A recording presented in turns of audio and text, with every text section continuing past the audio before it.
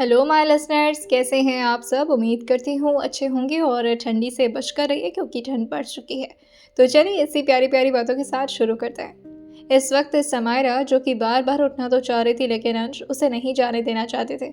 उसको वाकई ही काफ़ी तेज़ बुखार था और अंश उसके इस हालत में ऑडिशन देना ज़रूरी नहीं समझ रहे थे। लेकिन समायरा जो अंश से इज्जत करते हुए कहती है, आज मेरे लिए बहुत बड़ा दिन है और वैसे भी मेरे साथ आजकल कुछ भी अच्छा नहीं हो रहा है। कम से कम आज मुझे वहाँ तो जाने दीजिए, वरना मैं समझ जाऊंगी कि आपको वाकई बस लोगों को कंट्रोल करना आता है, लोगों से प्यार करना नहीं। अंश आजकल बहुत चुप चुप रहने लगे थे। जिस तरह समायरा का बिहेवियर हो रहा था उनके साथ, वो धीरे से उसकी कलाई को छोड़ते हुए कहते हैं, जाओ तैयार हो जाओ, और हाँ, ठंडे पानी से मत नहाना, मैं तुम्हारे लिए नाश्ता का अरेंजमेंट करता हूँ। जैसे ही अंश ये बोल करके उठने वाले होते हैं, समायरा उनको रोकते हुए कहती है, नाश्ता मैं खुद जा करके खा लूँगी नीचे, आपको परेशान। तभी अंश उसको रोकते हुए कहते हैं, मैं तुम्हें मुझसे नफरत करने से नहीं रोक रहा, तुम मुझे अपना ख्याल रखने से मत रोको। और ये बोलकर अंश वहाँ से निकल गए थे। समायरा जो थोड़ी देर में अब ड्रेसिंग टेबल के सामने आकर के तैयार हो रही थी। समायरा ने इस वक्त स्काई ब्लू कलर में एक बॉडीकॉन ड्रेस पहना हुआ था और वो उसके ऊपर काफ़ी खूबसूरत लग रहा था। लेकिन समायरा जो एक चीज़ के लिए काफ़ी देर से परेशान थी और वो था उसके बैग में लगा हुआ एक डोर, जिसे वो बांधने की बार बार कोशिश कर रही थी। तभी पीछे से आकर के उसके हाथ को धीरे से कोई हटाते हुए कहता है, मैं हेल्प कर दूँ, हटाओ। आजकल उनकी आवाज़ बहुत ज़्यादा धीमी और काफ़ी ज़्यादा नाजुक हो गई थी। समायरा भी इस चीज़ को नोटिस तो करती है लेकिन फिर झटके से वो दूर जाते हुए कहती है, कोई ज़रूरत नहीं, मैं कर लूँगी। अंश उसकी तरफ आगे बढ़ते हुए कहते हैं, लेट हो रहा है तुम्हारा, मैं कह रहा हूँ ना मैं कर देता। लेकिन समायरा जो अंश को अपने आप से दूर करते हुए कहती है, अनु मेरी हेल्प कर देगी, आप जाइए यहाँ से, और प्लीज़ आपको अपना काम नहीं है क्या, और मैं अपना ख्याल खुद रख सकती हूँ, जाइए आप। लेकिन अंश ज़बरदस्ती आकर के समायरा के सीने से लगते हुए अपने चेहरे को उसके कंधे पर टिकाते हैं और वहीं अपने हाथों से उसके ड्रेस के पीछे के डोर को बांधना शुरू कर देते हैं और उसके कान के पास आते हुए कहते हैं, तुम्हें मुझ पर ज़रा भी भरोसा नहीं है, वाकई लगता है कि मैं बहुत बुरा इंसान हूँ। और ये बोलते बोलते वो समायरा के अब चेहरे की तरफ देखने लगे थे। समायरा अपनी नज़रों को उठाकर अंश की तरफ अपनी बड़ी बड़ी पलकों को झपकाते हुए देखकर कहती है, आपने कभी कोई कसर छोड़ी है ये भरोसा दिलाने में कि आपको खून करना कितना पसंद है, और आपने तो मुझे डराने के लिए उस आदमी की लाश को कितनी बुरी तरह, उसके बाद फिर वो आपके अपने पापा के बारे में भी आपके अपने दादा ने बताया था मुझे, कितने बुरी तरीके से मारा था, कितनी चीज़ों को भूलूं, कितनी बातों को इग्नोर करूं। और आपको पता है ये जो मेरे भाई ने बताया ना मुझे, सिर्फ उसके बातों पर भरोसा नहीं किया है मैंने वीडियो क्लिप देखी है, तो झूठ तो आप मत ही बोलिएगा। क्या कह रहे थे आप उस पुलिस ऑफिसर से कि चाहे जो भी हो जाए समारोह को इस बारे में पता नहीं चलना चाहिए? क्यों? आपको कोई भी अंदाजा नहीं है कि माँ पापा के बिना जिंदा रहना कितना मुश्किल होता है इस दुनिया में, और एक लड़की के लिए तो बहुत ज़्यादा मुश्किल। मेरे मम्मा पापा मुझसे बहुत प्यार करते थे और उन्हें मारने वाले आपके फैमिली मेंबर्स थे। इसके बावजूद भी मैं आप पर भरोसा करूं, आपको लगता है अगर आप मेरी जगह होते तो क्या कर पाते भरोसा? और अंश को अपना एक हाथ दिखा करके जहां अंश अभी खड़े थे उससे थोड़ा आगे बढ़ रहे थे, लेकिन समायरा के हाथ दिखाने से वो रुक गए थे। समायरा जो आगे कहती है, बस अब जितना मुझसे दूर रहेंगे उतना बेहतर होगा, क्योंकि अब मैं और ज़्यादा आपके करीब नहीं आ सकती, और कोशिश करिए कि मुझे अपने आप से अलग रखने की आदत डाल लीजिए, और ज़्यादा दिन हम साथ नहीं रहने वाले। अंश अपनी नज़रों को झुका करके हल्का सा अपने सिर को नीचे की तरफ झुका लेते हैं। समायरा भी वहाँ से बाहर जा पाती, लेकिन तभी अंश उसको रोकते हुए कहते हैं, खाना तो खा लो कुछ, गाना गाने के लिए एनर्जी की ज़रूरत होती है।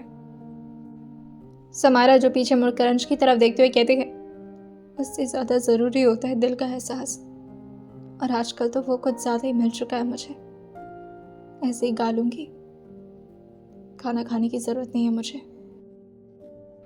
जैसे ही समायरा नीचे की तरफ पहुंची थी, अनु जो अपने हाथ में इस वक्त दही शक्कर लेकर के खड़ी थी और समारा के आते ही जैसे अभी वो समारा के मुंह में डालने वाली होती है, तभी पीछे से कोई चिल्लाते हुए कहता है, अरे नहीं नहीं, उसका गला खराब हो जाएगा, दही कौन खिलाता है भाई। अनु जो गुस्साते हुए कहती है, क्या नितिन भाई, आप भी ना डरा दिए, अभी दही गिर जाता है इसके ड्रेस पर तो। और ये तो शुभ होता है, ऑडिशन देने जा रही है मेरी दोस्त, टीवी पर आएगी, ओह माय गॉड। वो समायरा को अपने एक्सप्रेशन से और ज़्यादा उत्साहित करने की कोशिश कर रही थी, क्योंकि समायरा का चेहरा न जाने क्यों एकदम से मुरझाया हुआ था। वैसे तो ये इसके लिए ज़िंदगी का सबसे बड़ा दिन था, लेकिन उसके बावजूद भी उसके चेहरे पर खुशी नजर नहीं आ रही थी। तभी अविरल जो अपने कार की को लेकर आते हुए कहता है, एक काम करो, मुझे खिला दो, मैं ही तो उसके साथ जा रहा हूँ और मेरा गुड लक होगा तो इसका गुड लक होगा, क्यों, है ना। अनुज कहती है, इस बात में कोई भी सेंस नहीं है, शांत रहिए। और वो समारा की तरफ अपने स्पून को बढ़ाते हुए कहती है, खा लो ना। लेकिन समारा जो अपने चेहरे को ना मिलाते हुए कहती है, मेरा गला खराब हो जाएगा, आई एम सो सॉरी। अनु जो बगल के स्टाफ को अपनी तरफ बुलाती है और उसके हाथ में रखे ट्रे पर उस दही के बाउल को रख करके समारा से कहती है, जिस तरह से तुमने ये बात बोली है, दिल की हर बात क्यों नहीं बता देती हो मुझे, क्यों इतना जख्म लेकर के अपने अंदर बैठी हुई हो और इतने सारे प्रॉब्लम्स अकेले। खैर अभी मुझे इस बारे में तुमसे कोई बात नहीं करनी, लेकिन तुम जैसे ही आओगी ना, मुझे तुमसे बहुत सारा सवाल करना है, और अगर तुम खुद से कुछ नहीं बताओगी ना, तो हमारा हीरा हमेशा रेडी रहता है सबके अंदर की खुफिया बातों को बाहर निकालने में, क्यों मिस्टर हीरा। तभी हीरा बुरे एटीट्यूड के साथ कहता है, लोग ऐसे ही थोड़ी ना मुझे छोटा बॉस बुलाते हैं, मैं वाकई छोटो बॉस जैसा हूँ, मेरा दिमाग वाकई बहुत तेज़ है, अगर कोई मुझे कमांड करेगा कि मैं समारा के अंदर की खुफिया बातों को निकाल दूँ तो मैं निकाल दूंगा, कहो तो मैं भी बता दूँ। लेकिन तभी अनुज उसको रोकते हुए कहती है, बस करो, खुद को ज़्यादा स्मार्ट नहीं ओवर स्मार्ट समझते हो तुम, अब जाने दो इन लोग को, okay bye and good luck. और ये बोल करके उसने समारा को ज़ोर से हक कर लिया था। तभी अर्जुन जो आगे पीछे देखते हुए कहते हैं, अंश कहाँ है, वो नहीं आया। समारा जो कुछ सोचते हुए कहती है, शायद वो बिजी होंगे। जैसे ही समारा बाहर की तरफ निकल रही थी, इस वक्त अंश जो कि उसको बाल के नीचे देख रहे थे, वो नहीं चाहते थे कि समारा के सामने जाकर के वो दोबारा से समारा के मूड को ख़राब कर दे, क्योंकि अब समारा थोड़ा बहुत अनु, ईरा, अर्जुन, नितिन, मानव और अविरल की वजह से स्माइल कर रही थी, और अंश के लिए तो बस इतना ही काफ़ी था। समारा फाइनली आकर के अब गाड़ी में बैठ चुकी थी। अविरल जो एक बार अपने गाड़ी की तरफ देखता तो है, लेकिन फिर उसकी नज़र पड़ती है अपनी गाड़ी के ग्लास से इस वक्त अंश की तरफ, और जैसे ही रिफ्लेक्शन अविरल ने देखी थी, वो एक बार नितिन की तरफ टैप करते और साथ ही मानव की तरफ। लेकिन अर्जुन जो सबको एकदम से चुप रहने के लिए इशारा कर दिए थे, जैसे वो नहीं चाहते हो कि समायरा इस बारे में जाने और उसका मूड खराब हो। अब समायरा जो कि अविरल और साथ ही पीछे मानव जो कि उसके साथ ही गाड़ी में बैठा हुआ था, और फाइनली अब लोग निकल चुके थे। जैसे उन लोग की गाड़ी निकलती है, थोड़ी देर में अंश भी अब तैयार होकर के उसी की तरफ निकल चुके थे अपनी गाड़ी से, और इस वक्त वो अपनी कार में बिल्कुल अकेले थे। अंश अपनी गाड़ी को एक जगह पर रोक करके अपने टैबलेट को ऑन कर लिए थे, जो कि उनके कार में ही लगा हुआ था। इस वक्त एक चैनल पर वॉइस टैलेंट शो चल रहा था, एक रियलिटी शो जिसमें समायरा का ऑडिशन रजिस्टर्ड हो चुका था।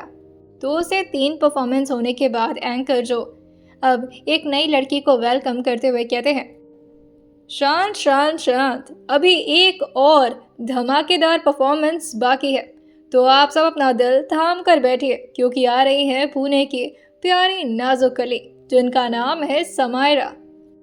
Please welcome on the stage Mrs Samaira Malhotra. तालियों के साथ पूरे आसपास गूंज शुरू हो गई थी, और वहीं समायरा जो कि अपने ड्रेस को संभालते हुए अंदर की तरफ पहुंचती है, और वही एंकर जो कि उसके लिए एक माइक दौड़ करके लेकर आया था और उसके हाथ में थमाते हुए कहता है, दिस इज फॉर यू।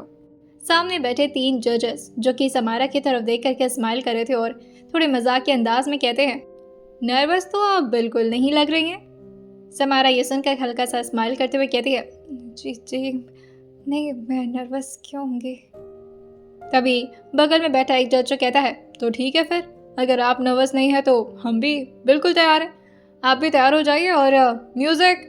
जैसे ही उन्होंने म्यूज़िक बोला था, अभी म्यूज़िक इंस्ट्रूमेंट वाले तैयार हो पाते उससे पहले समायरा अपना हाथ दिखाकर उनको रोकते हुए कहती है, अगर आप लोग की परमिशन हो तो मैं कुछ अपना लिखा हुआ गाना चाहती हूँ, ये मैंने खुद से लिखा है। यह सुनते ही तीनों जजेस जो कि एक दूसरे को देखकर के हैरान थे, उसमें से बीच की एक फीमेल जज जो कहती हैं, दैट्स सो स्वीट। हम बहुत खुश हो जाएंगे अगर आप कुछ नया क्रिएशन सुनाना चाहती है तो मतलब आप सिंगिंग के साथ लिरिक्स भी लिखती है?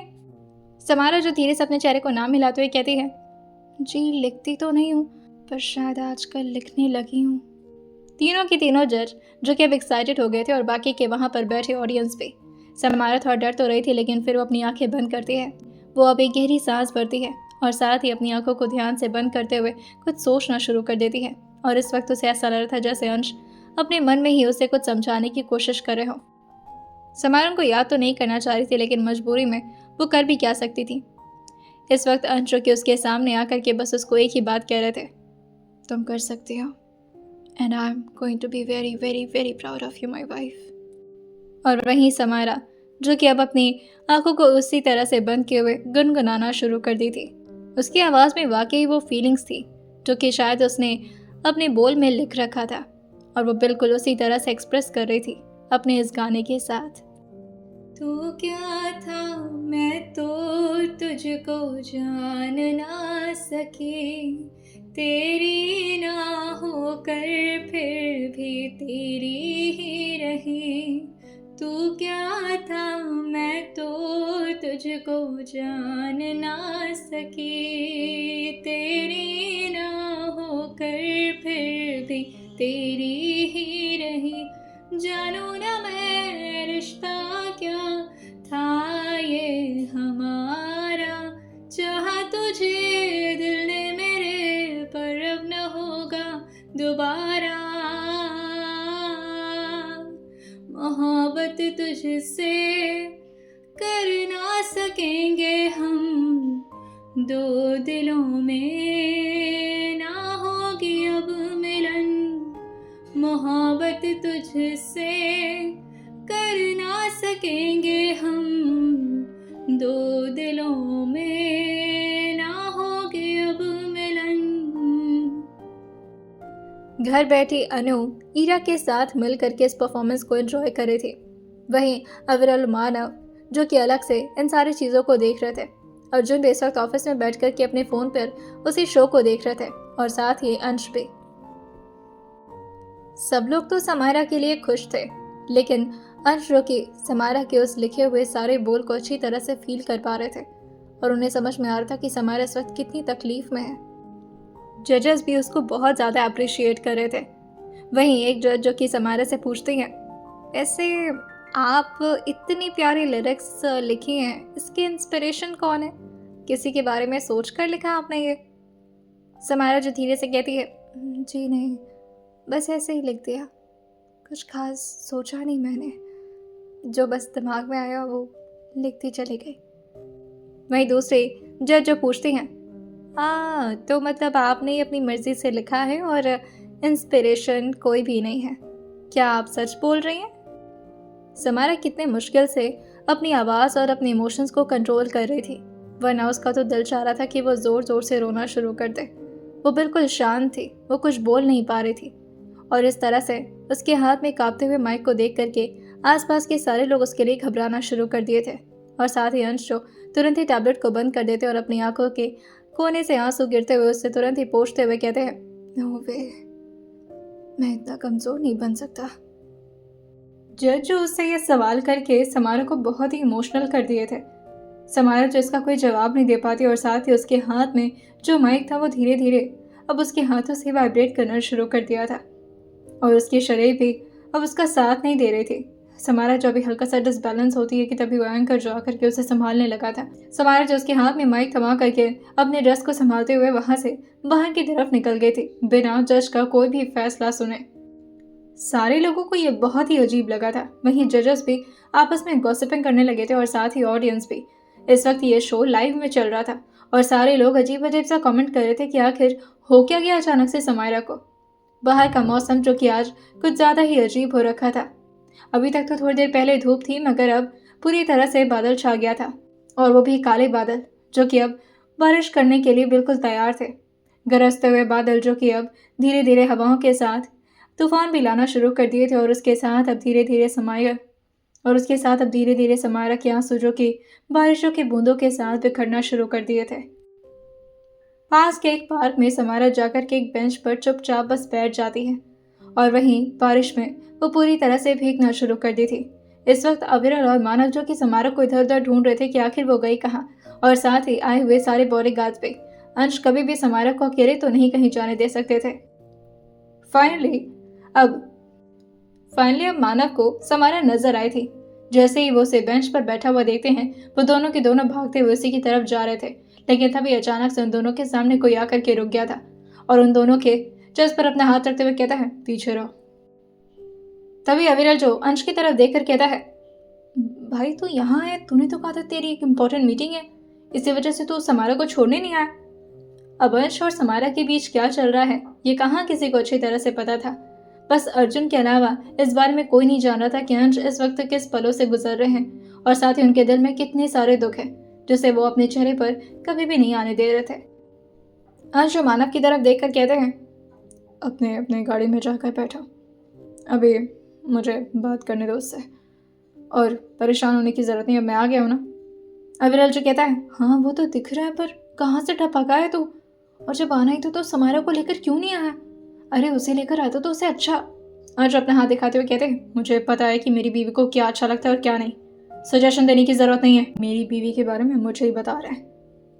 अब समारा जो कि एक जगह पर चुपचाप शांति से बैठी हुई थी, अभी तक तो वो भीग रही थी, लेकिन अचानक से ही उसके बगल में उसे किसी के होने का एहसास हुआ था और उसके ठंडे ठंडे हाथ जो कि बारिश के बूंदों की वजह से और ज़्यादा ठंडे हो गए थे, तभी एक गर्म हाथ जो कि उसके हाथों पर आकर के रखा जाता है। समारा जैसे उस तरफ देखी थी, वो एकदम से बेंच के एकदम कॉर्नर जाती, लेकिन तभी अंश उसका हाथ पकड़ते हुए कहते हैं, क्या कर रही हो, गिर जाओगी। समारा की होठों पर भी अब बारिश की बूंदें आकर के ठहर गई थी, जैसे इस वक्त किसी नाजुक से कली पर आकर के उसका बूंद ठहरा हो। आंखें जो धीरे धीरे लाल हो रही थीं और साथ ही समारा पूरी तरह से भीग रही थी। अंश जो धीरे से खड़े होते हुए अपना हाथ आगे बढ़ाते हुए कहते हैं, चलो चलते हैं, भीग रही हो, तबीयत खराब हो जाएगी तुम्हारी, पहले से ही तुम्हें फीवर है। लेकिन समारा जो इन सारे बातों को इग्नोर करते हुए अपने चेहरे को दूसरी तरफ करते हुए कहती है, मुझे थोड़ा देर शांति चाहिए, आप चले जाइए यहाँ से। लेकिन अंश उसका हाथ जोर से पकड़ करके उसे अपनी तरफ खींचते हुए कहते हैं, तुम्हारी हर बात मान रहा हूँ, लेकिन इसका मतलब ये नहीं कि तुम्हें इस हालत में छोड़ दूँ, चुपचाप से चलो। समारा जो अपना हाथ जबरदस्ती छुड़ाते हुए कहती है, आप हमेशा सबको अपने हिसाब से रखने के बारे में क्यों सोचते हैं? क्या आप मुझे थोड़ा देर के लिए सांस लेने की भी जगह नहीं दे सकते? क्या मैं अब रो भी नहीं सकती? अंश और समारा की तरफ देखकर कहते हैं, रोना है तो गाड़ी में चल के रहो, मना नहीं कर रहा हूं। समारा अंश की तरफ देखते हुए धीरे धीरे उनकी तरफ आगे बढ़ते हुए कहती है, मत दीजिए मुझे अपनी आदत, कह रही हूं ना, बहुत जल्द दूर हो जाएंगे हम। जैसे जैसे समारा अंश को इस तरह की बातें सुनाया करती थी, अंश के दिल का हाल बहुत बुरा होने लगता था। उनके दिल में एक अजीब सी टीस से उठती है और साथ ही उनके सर में भी एक अजीब सा पेन शुरू हो गया था। लेकिन अंश जो कि इस वक्त सिर्फ समारा के बारे में फिक्र कर रहे थे कि उसकी तबीयत खराब है और बारिश में भीगने की वजह से उसकी तबीयत और बिगड़ सकती है, उसका हाथ पकड़ते हुए अंश जो कि बहुत ही काम लहजे में कहते हैं, समझा रहा हूँ अपने दिल को, जिस वक्त समझ जाएगा रिहाई दे दूंगा तुम्हें अपनी जेल से, लेकिन फिलहाल चलो। और अब वो समारा की एक भी बहस ना सुनते हुए उसे अपनी गोद में उठा करके अपनी गाड़ी के अंदर ले आए थे। इस वक्त उनके गाड़ी के ड्राइविंग सीट पर आकर के मानव चुपचाप बैठा हुआ था। अंश ने समारा को इस वक्त अपने लैब पर बैठाया हुआ था और समारा जो कि उनसे दूर जाना चाह रही थी। अंश उसको अपने पास इतने जोर से जकड़े हुए थे जिससे समारा उनकी तरफ घूमते हुए कहती है, आपके कपड़े भीग रहे मेरी वजह से, छोड़िए मुझे। अंश उसके चेहरे के पास अपने चेहरे को ले आकर के धीरे से उसके गालों से अपने गाल को सटाते हुए कहते हैं, मेरे कपड़े भीग रहे, भीगने तो कम से कम तुम्हारे तो सूख रहे ना, ठंड लग जाएगी तुम्हें। और उन्होंने मानव से कार के एसी को बंद करके ब्लोअर को ऑन करने के लिए कह दिया था। अब तो अविरल और मानव को भी शक हो गया था कि कुछ तो गड़बड़ है, जो कि अंश किसी से जिक्र नहीं कर रहा, लेकिन वो कुछ न कुछ बहुत बड़ी बात छुपा रहा है। फाइनली अब वो लोग घर आकर के पहुंच चुके थे। घर में मौजूद अनु और ईरा जो कि समारा को बहुत ही प्यार से वेलकम करते हैं और साथ ही जल्दी जल्दी वो समारा को अब उसके रूम की तरफ ले जा चुके थे। अंश जो समारा के साथ अपने कमरे में नहीं गए थे, वो आकर के नीचे मौजूद एक बार के पास जाकर के खड़े हो जाते हैं और वहीं वो ड्रिंक करना शुरू कर दिए थे। अविरल जो अपने हाथ को ले जाकर के अंश के शोल्डर पर टैप करते हुए पूछता है, क्या चल रहा डूड? और छुपा क्या रहे हमसे? हाँ, ओ बॉस, तुझसे ही बात कर रहा हूँ। अंश उन सबसे कहते हैं, मुझे इस वक्त अकेलापन चाहिए, जाओ यहाँ से। उन्हें कुछ समझ नहीं आ रहा था। वो बहुत ही ज़्यादा कंफ्यूज हो गए थे कि आखिर वो करे तो करे क्या। क्या वो समारा को छोड़ दें जो समारा चाह रही है, या फिर वो इसी तरह समारा की नफरत को झेलते रहें, जो कि ऑब्वियसली उनसे बर्दाश्त नहीं हो रहा था। हाँ, ये बात तो सच थी कि समारा की कड़वी बातें उनसे बर्दाश्त नहीं हो रही थी, लेकिन इससे ज़्यादा समारा की वो हर पल के आंसू और साथ ही वो जितना रूखे सूखे तरीके से अंश से बात कर रही थी, बहुत बुरा लग रहा था अंश को कि अंश की वजह से वो इतनी ज़्यादा दुखी है। रात का वक्त, अब सब लोग आसपास एक दूसरे के साथ बातें करते हुए समारा के बारे में ही चर्चा किए जा रहे थे। सारे लोग एक साथ बैठे हुए थे और वहीं अंश के एक कोने में जाकर के अकेले ड्रिंक कर रहे थे और समारा के चेहरे पर अभी भी बिल्कुल निराशा ही छाई हुई थी। सारे लोग उसके लिए खुश थे, मगर वो खुद के लिए तक खुश नहीं थी और अंश उसको कभी भी इस तरह नहीं देख सकते थे। वो कुछ सोचते हुए एक फाइनल डिसीजन लेते हैं और एक गहरी सांस भरते हुए कहते हैं, मेरा जो होगा होगा, मैं और तुम्हें तकलीफ नहीं दे सकता। और अंश अपने फोन को लेकर के बाहर की तरफ निकल गए थे। दूसरी तरफ से उन्होंने तुषार को कॉल किया था। हेलो। दूसरी तरफ से आवाज आती है, यस सर। अंश इस तरफ से कहते हैं, वीरांशु, कल तक उसे छोड़ दो और कह दो कि अपनी बहन से मिलने के लिए आ जाए। तुषार इस चीज को सुनकर के थोड़ा हैरान था कि आखिर अंश इस तरह की बातें कैसे कर सकते हैं। अगर वीरांशु छूटा तो वो तुरंत ही समारा को अंश से अलग करने के बारे में सोचना शुरू कर देगा और दिमाग लगाना शुरू कर देगा। लेकिन अंश के कमांड को अब तुषार को मानना भी तो था, जिस वजह से वो खुद ही अगले दिन वीरांशु को अपने साथ पुणे मेंशन में लेकर आया था, जहां रात भर समारा बिल्कुल चुपचाप शांति से बस दूसरी करवट किए हुए लेटी थी। ना इस वक्त समारा की आंखों में कहीं नींद थी और ना ही अंश के। अंश बार बार समारा के बारे में फिक्र कर रहे थे और उसके फीवर को बार बार चेक करने की कोशिश कर रहे थे, लेकिन समारा अपने करीब ही नहीं आने दे रही थी अंश को और ना ही उनसे एक बार भी बात कर रही थी। वहीं अगले दिन इस वक्त सारे लोग नीचे ब्रेकफास्ट कर रहे थे। समारा भी बस अंश को इग्नोर करने के लिए नीचे रहती थी और वह ज्यादा वक्त सबके साथ ही स्पेंड करना चाहती थी, क्योंकि उसे अंश के साथ वक्त नहीं गुजारना था। अभी आसपास इधर उधर लोग बातें करते करते चाय पी ही रहे थे कि तभी तुषार के साथ वीरांशु, जो कि आकर के यहाँ पर मौजूद होता है और काफी तेज से चिल्लाते हुए कहता है, समारा, माय बेबी डॉल, देखो कौन आया है।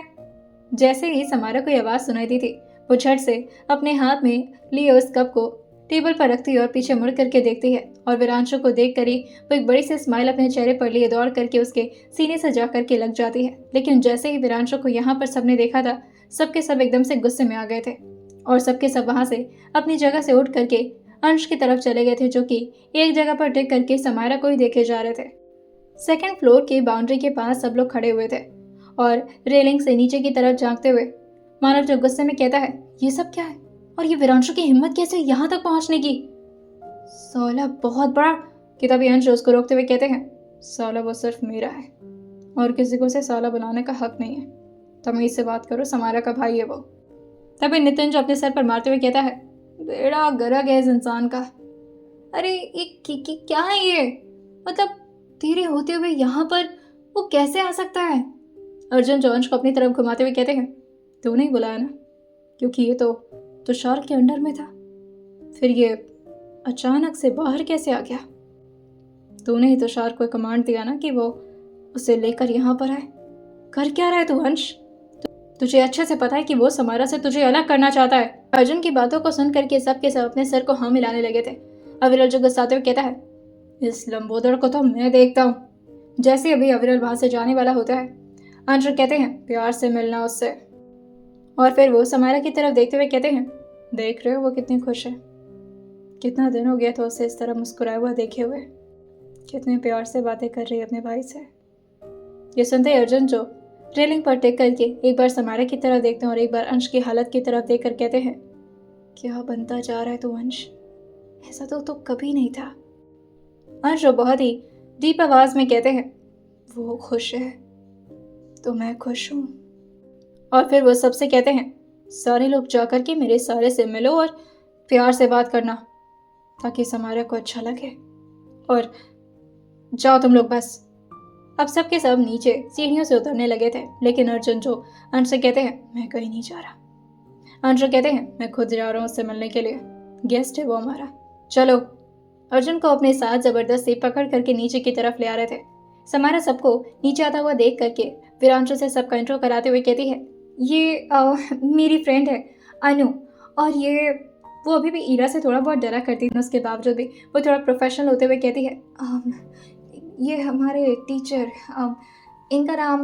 ये तभी वीरांशु जो कहता है, ऐसे कौन नहीं जानता, ईरा ना त्रिनेत्र डायनेमिक्स का फर्स्ट क्रिएशन है भाई। और फिर वो जैसे अपना हाथ आगे बढ़ाया था, ईरा जो वीरांशु के चेहरे की तरफ देखकर कहता है, he is not a good person, मैं इससे हैंडशेक नहीं करूँगा। और ये बोल करके वो पीछे की तरफ हो गया था। इसलिए ईरा अंश को अपना बॉस मानता था, और ये शख्स यानी कि वीरांशु के माइंडसेट में इस वक्त अंश के खिलाफ बहुत सारी बातें चल रही थी, जिसे ईरा ने स्कैन कर ली थी, और वो किसी भी हालत में अपने बॉस के दुश्मन से हैंडशेक तो नहीं करने वाला था। लेकिन उसके बिहेवियर पर समारा ने ज़्यादा ध्यान नहीं दिया था, और वो वीरांशु को खींच करके अब सबके सामने ले आते हुए कहती है, इनसे मिलिए, ये हैं अविरल, बहुत ही अच्छे और बहुत ही कमाल की पेंटिंग भी करते हैं। ये हैं नितिन, और ये किताबी वीरांशु जो कहता है, ओके ओके फाइन। और फिर वो आगे बढ़ते हुए कहता है, और ये समारा जो कहती है, ये मानव, और ये। और फिर वो आकर के खड़ी हो गई थी अंश के पास, और जैसे ही वीरांशु और अंश का इंट्रो होने वाला होता है, वीरांशु जो समारा की तरफ देखकर कहता है, जानता हूँ इसे, अंश मल्होत्रा नाम है ना। समारा जो गहरी सांस भरते हुए कहती है, मैं कॉफ़ी लेकर आती हूँ, आपको कॉफ़ी बहुत पसंद है ना। तभी वीरांशु जो कहता है, टेस्ट बदल गया मेरा, अब ग्रीन टी पीता हूँ, यू नो हेल्थ कॉन्शियस। अंश के साथ भी वीरांशु ने बस हैंडशेक तो किया था, लेकिन अंश जो कि बहुत ही कामली हल्का सा अपने चेहरे पर स्माइल लिए हुए कहते हैं, कैसे हो, जो अपने आप को ही देखते हुए कहता है, देख लो ऊपर से नीचे तक बिल्कुल सही सलामत हूँ। तभी अर्जुन जो वीरांशु के कंधे पर अपना हाथ टैप करते हुए कहते हैं, इसी की बदौलत सही सलामत हो, वरना अगर इसकी मर्जी होती तो अब तक कब्र में होते तुम।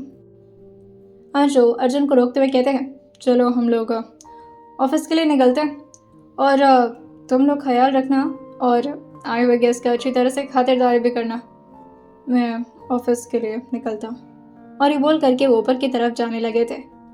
सब लोग अब चुपचाप शांति से कॉफ़ी पी रहे थे। वैसे तो अब अंश की वजह से अविरल, मानव और नितिन भी कुछ बोल नहीं सकते थे वीरांशु को, और सबको अपने चेहरे पर प्यारी से स्माइल बरकरार रखनी पड़ रही थी। अंश तैयार होकर के अपने ओवरकोट को अपने हाथ में लिए हुए, दूसरे हाथ में अपना फ़ोन पकड़े हुए नीचे की तरफ आते हुए कहते हैं, मैं निकल रहा हूँ नितिन, चलना है तुम्हें। एक ही साथ नितिन, मानव, अविरल, अर्जुन सबके सब खड़े हो गए थे। तुषार तो पहले से ही रेडी था यहाँ से जाने के लिए, क्योंकि ऑब्वियसली वीरांशु के साथ इतनी बड़ी एक्टिंग कोई भी करने के लिए राजी नहीं था। इस वक्त सबके दिमाग में बस एक ही चीज चल रहा था कि बस एक बार अंश बोले तो सही, टुकड़े टुकड़े कर देंगे इस आदमी के। अंश सबको यूं बाहर आता देख करके रोकते हुए कहते हैं, अरे अरे अरे, सब कहाँ जा रहे हैं, और तुम्हें कौन सा काम आ गया मानव। मानव अंश की तरफ देखकर कहता है, कोई काम ना भी हो तब भी मैं यहाँ पर नहीं रहने वाला, यहाँ पर मुझे बलि का बकरा मत बनाओ अंश, मुझे गुस्सा आ जाएगा, मैं कुछ बोल दूंगा उसे।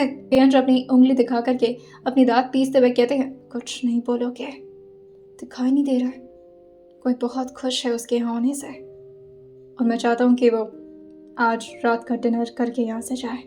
ये सुनते ही सबके सब अपने सिर के बालों को ठीक करने लगे थे, और बस इस बात पर सब अपने गुस्से को जैसे तैसे करके कंट्रोल कर रहे थे। अंश सबको रिलैक्स करते हुए कहते हैं, कम ऑन, मेरी वाइफ के लिए इतना भी नहीं कर सकते। अर्जुन जॉन से कहते हैं, तेरे लिए कर रहे हैं ये सब कुछ। और जहाँ तक बात रही समायरा की, वो बच्ची है दिमाग से, उसे कुछ नहीं समझ में आ रहा कि क्या सही और क्या गलत, तुझे तो पता है ना। अंश कहते हैं, अब मैंने फैसला ले लिया तो ले लिया, आज रात का डिनर करने के बाद ही वो यहाँ से जाएगा।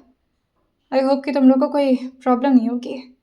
अर्जुन जो कहते हैं, मैं अनु को लेकर के यहाँ से जा रहा हूँ, हम अपने कपूर्स मेंशन में ही रहेंगे यहाँ पर। किताबी अंश कहते हैं, समायरा थोड़ी बहुत खुश सिर्फ अनु की वजह से है, तो क्या चाहता है उसकी वो खुशी भी छिन जाए, प्लीज अर्जुन। सारे लोग इस बात से शॉक थे, क्योंकि फर्स्ट टाइम अंश ने प्लीज करके बात किया था। अर्जुन जो कहते हैं, तो डेफिनेटली बदल गया अंश। अंश हंसते हुए कहते हैं, शायद इसी को प्यार करना कहते हैं।